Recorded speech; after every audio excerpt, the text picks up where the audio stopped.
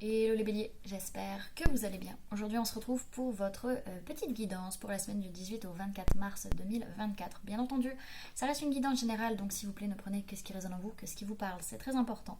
Et comme toujours, vous pouvez aller voir votre signe solaire, ascendant lunaire, pour avoir plus d'informations possibles pour vous pour la semaine. Également, pour les personnes qui souhaitent prendre rendez-vous avec moi, vous avez les liens en barre d'infos, que ce soit pour les soins énergétiques, accompagnement holistique, guidance privée, feng shui, géobiologie ou architecture d'intérieur. Et vous pouvez me retrouver sur LinkedIn, Instagram, TikTok et Facebook. Voilà. Donc cette semaine, c'est une semaine quand même pour tout à chacun.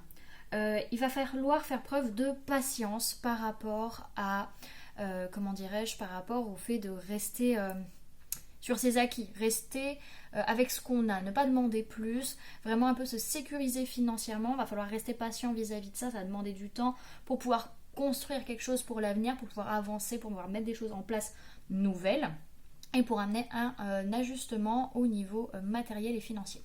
Ok, donc ça c'était le petit point avant de commencer.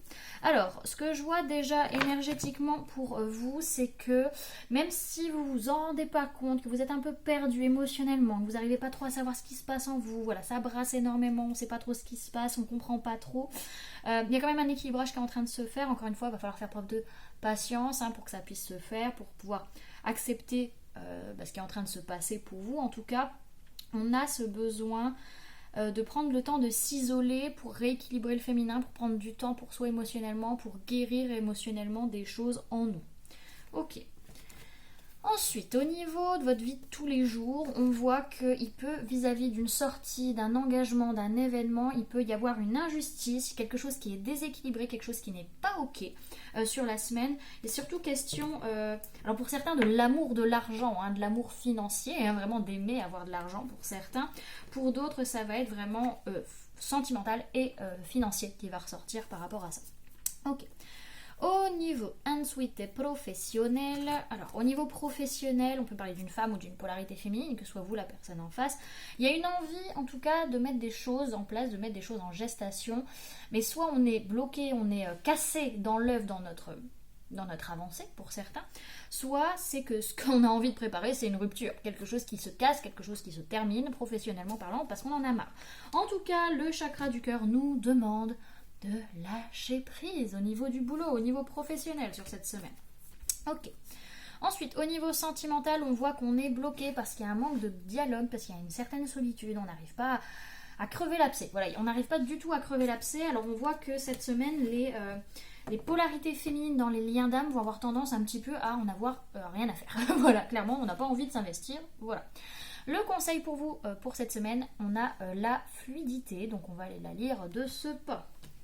De toute manière, le conseil général qu'on donne à tout le monde, c'est observe, regarde comme en fait, est-ce que tu es bien aligné dans ta vie, est-ce que tu as des choses à réaligner, ou aussi il y a cette notion qu'il n'y a pas de mal ou il n'y a pas de bien véritablement dans le travail énergétique.